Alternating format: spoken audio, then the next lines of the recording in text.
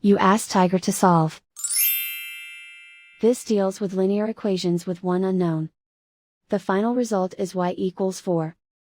Let's solve it step by step. Group all constants on the right side of the equation. Add 1 to both sides.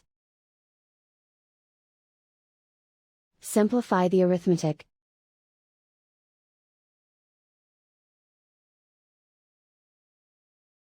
Isolate the y. Divide both sides by 5.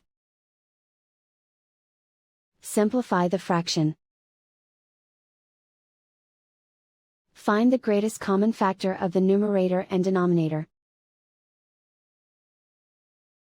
Factor out and cancel the greatest common factor. And so the final result is y equals 4.